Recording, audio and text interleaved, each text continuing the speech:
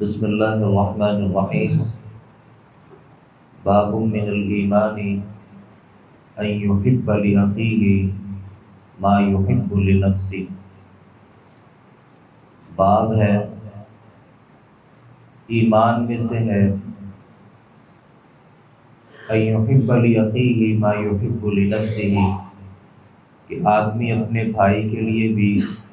وہی پسند کرے جو اپنے لیے پسند کرتا ہے۔ حدثنا مسدد قال حدثنا يحيى عن شعبة عن قتادة عن انس رضی اللہ عنہ عن النبي صلی اللہ علیہ وسلم وعن حسین المعلم قال حدثنا قتادة عن انس عن النبي صلی اللہ علیہ وسلم قال لا يؤمن احدكم حتى يحب لأخيه ما يحب لنفسه۔ انس رضی اللہ عنہ بیان کرتے ہیں، نبی کریم صلی اللہ علیہ وسلم نے فرمایا، لا یؤمن احدکم، تم میں سے کوئی بندہ مومن نہیں ہو سکتا، حتی یحب لأخیہ، یہاں تک کہ وہ اپنے بھائی کے لیے پسند کرے، ما وہ چیز، یحب لنفسہ، جو اپنے لیے پسند کرتا ہے۔ تم میں سے کوئی شخص اس وقت تک مومن نہیں ہو سکتا جب تک وہ اپنے بھائی کے لیے بھی وہی چیزیں پسند نہیں کرنے لگتا جو چیزیں وہ اپنے لیے پسند کرتا ہے۔ امام بخاری رحمۃ اللہ علیہ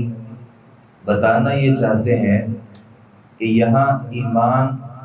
نہ ہونے سے کامل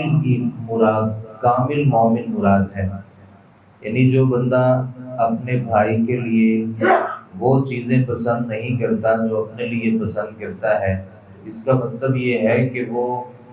مسلمان تو ہو سکتا ہے، مومن بھی ہو سکتا ہے، لیکن کامل مومن وہ نہیں ہوتا۔ نبی صلی اللہ علیہ وسلم کی ایک دوسری حدیث ہے، لا یبلغ العبد حقیقت الایمان، بندہ ایمان کی حقیقت تک نہیں پہنچ سکتا جب تک وہ اپنے بھائی کے لیے وہ چیزیں پسند نہیں کرنے لگتا جو اپنے لیے پسند کرتا ہے۔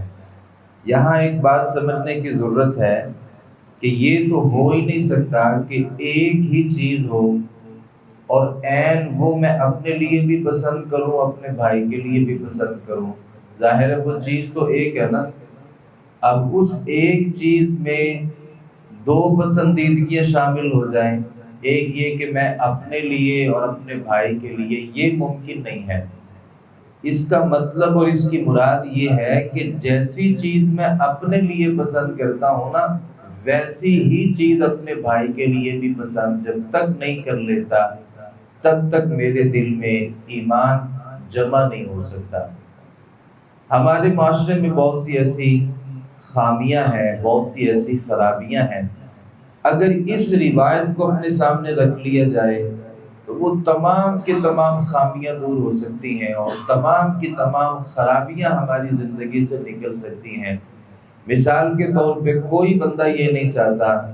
کہ کوئی میری بے عزتی کرے، کوئی میری توہین کرے، تو جب آدمی یہ سمجھ لے کہ میں اپنی توہین برداشت نہیں کرتا، تو اس کا مطلب یہ کہ کوئی بھی اپنی توہین برداشت نہیں کرتا، لہذا اس کی توہین کرنا، تحقیر کرنا، اس کی بے عزتی کرنا جائز نہیں ہے۔ جیسے میں یہ سمجھتا ہوں نا، جب میں کسی کو دھوکہ دے رہا ہوتا ہوں تو میں یہ سمجھ لوں کہ میں اس بات کو خود پسند نہیں کرتا کہ کوئی مجھے دھوکہ دے، تو میں یہ سمجھتا ہوں کہ اگر انسان یہ سمجھ لے کہ چونکہ میں اپنے ساتھ دھوکہ برداشت نہیں کرتا تو مجھے کسی کے ساتھ بھی دھوکے والا معاملہ نہیں ہونا چاہیے۔ جب میں کسی کو بے وقوف بنا رہا ہوتا ہوں اور میں جانتا ہوں کہ میں اس کو بے وقوف بنا رہا ہوں، تو یہ سمجھ لوں کہ اگر کوئی مجھے بے وقوف بنائے تو کیا مجھے اچھا لگے گا۔ پھر جب میں کسی کو گالی دے رہا ہوتا ہوں تو یہ سمجھ لوں کہ اگر کوئی مجھے گالی دے تو مجھے اچھا لگے گا۔ جب میں کسی کے ماں باپ کی عزت پہ حملہ کر رہا ہوتا ہوں، گالیاں دے رہا ہوتا ہوں، تو کوئی یہ سمجھ لے کہ جب اگر کوئی میرے ماں باپ کو گالی دے تو کیا یہ مجھے اچھا لگے گا؟ تو میں سمجھتا ہوں کہ وہ آدمی کسی کے ماں باپ کو گالی نہیں دے گا۔ اور اسی طریقے سے جب میں کسی کے مال کے اوپر ناحق قبضہ جما رہا ہوتا ہوں تو میں یہ سمجھ لوں کہ اگر کوئی میرے مال کے اوپر ناحق طریقے سے قبضہ جمائے تو کیا مجھے یہ اچھا لگے گا؟ جو ایک ایک روپیہ میں نے جمع کیا ہے اور کوئی آ کر کے لے جائے، جیسے مجھے اچھا نہیں لگتا ویسے اس کو بھی اچھا نہیں لگتا۔ اگر ہم دو لوگ مل کے کاروبار کر رہے ہیں، آپس میں پارٹنر ہیں، اور میں اپنے بھائی کے ساتھ خیانتیں کرنا شروع کر دوں اور اس کی عدم موجودگی میں ناجائز فائدے اٹھانا شروع کر دوں، تو میں یہ سمجھوں کہ اگر اس جگہ پہ میں ہوتا اور وہ میرے ساتھ یہ سلوک کرتا جو میں اس کے ساتھ سلوک کر رہا ہوں، تو میرا خیال ہے کہ کوئی بندہ بھی اس بات کو پسند نہیں کرتا۔ اللہ نے صاحب اولاد بنایا ہے، آپ کی بیوی ہے، گھر والی ہے، اور آپ کی بیٹیاں بھی ہیں، اور عموماً یہ ہوتا ہے کہ جو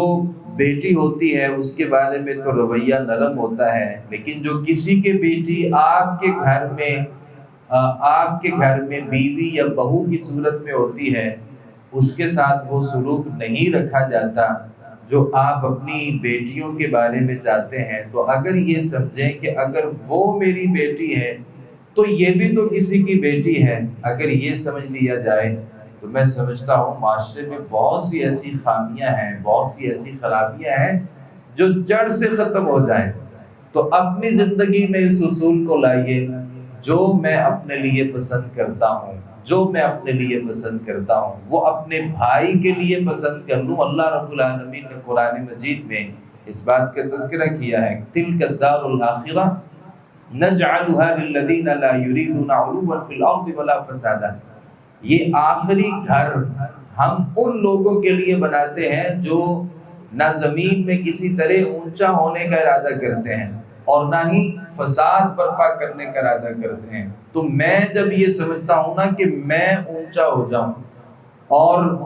مجھے برتری ملنی چاہیے، کوئی نہ میرے جیسے کپڑے پہن سکتا ہے، نہ میرے جیسی گاڑی رکھ سکتا ہے، خاندان میں کوئی میرے جیسا گھر نہیں بنا سکتا، میں ہمیشہ یہ چاہتا ہوں کہ لوگ میرے سے نیچے رہیں، جبکہ یہ روایت یہ بتاتی ہے کہ جو آپ اپنے لیے پسند کرتے ہیں وہ اپنے بھائی کے لیے بھی پسند کریں۔ اس سے عاجزی آتی ہے، تکبر ختم ہوتا ہے، اور یہ جو ہے نا کہ میں بڑا ہو جاؤں یہ آپ کی زندگی سے نکلتا ہے۔ اللہ کے نبی صلی اللہ علیہ وسلم نے وہ جب مواخات کروائی تھی، صحابہ کرام کو آپس میں بھائی بھائی بنایا تھا، تو وہ جو انصار صحابی تھے جن کے بھائی عبد الرحمن ابن عوف کو بنایا گیا تھا، تو عبد الرحمن ابن عوف نے ان سے کیا کہا تھا، میرے پاس اتنی بیویاں ہیں اور جس بیوی کے ساتھ تو نکاح کرنا چاہتا ہے نا میں اس کو طلاق دیتا ہوں، تو اس کے ساتھ نکاح کر لے۔ اب وہ بیوی کو اپنے لیے بھی پسند کرتے تھے،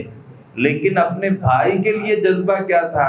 اپنے بھائی کے لیے جذبہ یہ تھا کہ جس بیوی کے ساتھ تو نکاح کرنا چاہتا ہے، ممکن ہے تب یہ پردے کے احکام فرض نہ ہوئے ہوں، تو جس عورت کے ساتھ تو نکاح کرنا چاہتا ہے نا میں اس عورت کو طلاق دوں گا اور تیرے نکاح میں اس عورت کو بھیج دوں گا۔ یہ جذبہ جب پیدا ہوگا پھر کمال ایمان ہوگا، مکمل ایمان ہوگا۔ اور سیدنا ابو ذر غفاری رضی اللہ عنہ کے بارے میں صحیح بخاری میں ہی ایک حدیث ہے، اللہ کے نبی صلی اللہ علیہ وسلم کے یہ جو صحابی ہیں نا ابو ذر غفاری رضی اللہ عنہ، یہ زاہد فی الدنیا، جو دنیا سے بے رغبتی کرنے والے صحابہ کرام، ان میں اللہ رب العالمین نے ان کا ایک بہت بڑا نام اور مقام رکھا ہے۔ یہ ایک دفعہ کسی جگہ پہ آئے تو معرور کہتے ہیں کہ میں ایک دفعہ جناب ابو ذر غفاری رضی اللہ عنہ سے ملا اور لقیت ابا ذر بالربضہ، میں ربضہ کے مقام پر ابو ذر غفاری رضی اللہ عنہ سے ملا، وعلیہ حلۃ وعلی غلامہ حلہ، جناب ابو ذر غفاری رضی اللہ عنہ نے ایک حلہ پہن رکھا تھا اور ویسا ہی حلہ ان کے غلام نے بھی پہن رکھا تھا، یعنی جیسے کپڑے جناب ابو ذر غفاری مالک نے پہنے تھے نا ویسے ہی کپڑے ان کے غلام نے بھی ویسے ہی کپڑے پہنے تھے۔ فسألته عن ذلك، تو میں نے جناب ابو ذر غفاری رضی اللہ عنہ سے سوال کیا، میں نے کہا کہ بڑا عجیب معاملہ ہے کہ جیسے آپ کے کپڑے ہیں ویسے ہی آپ کے غلام کے کپڑے ہیں۔ تو ابو ذر غفاری نے کہا انی سابقت رجلا فعیرته بأمه، میں نے اپنے ایک جو غلام تھا نا اس کو میں نے گالی دی، یعنی گالم گلوچ ہو گئی، اور ماں کی میں نے اس کو آر دلائی۔ نبی صلی اللہ علیہ وسلم نے فرمایا یا ابا ذر، ابو ذر کیا تو اس کو ماں کی آر دلائی ہے؟ یقیناً تو ایسا آدمی ہے جس میں کچھ جاہلیت کی باتیں بھی موجود ہیں۔ پھر فرمایا کہ اخوانکم خولکم، یہ تمہارے جو غلام ہیں نا یہ تمہارے بھائی ہوتے ہیں، اللہ نے انہیں تمہارے ہاتھوں کے تحت کر دیا ہے۔ تو جو شخص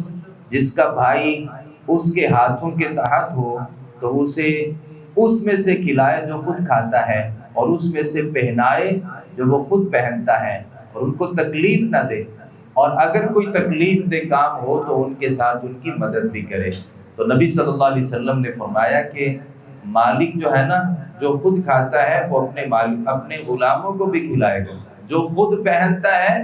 وہ اپنے ماتحتوں کو بھی پہنائے گا۔ تو یہ جذبہ اور یہ رویہ جب ہماری زندگی میں شامل ہو جائے گا کہ میں جو اپنے لیے چیز پسند کرتا ہوں وہ اپنے گھر والوں کے لیے بھی، اپنے ماتحت افراد کے لیے بھی، اور ویسے کسی کو کوئی چیز ہدیہ دینی ہے، کوئی تحفہ دینی ہے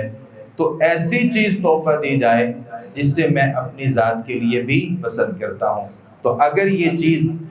ہمارے اندر موجود ہے تو ہم کامل مومن ہیں، اور اگر میں اپنے لیے اچھی اچھی چیزیں پسند کرتا ہوں اور دوسروں کے لیے گھٹیا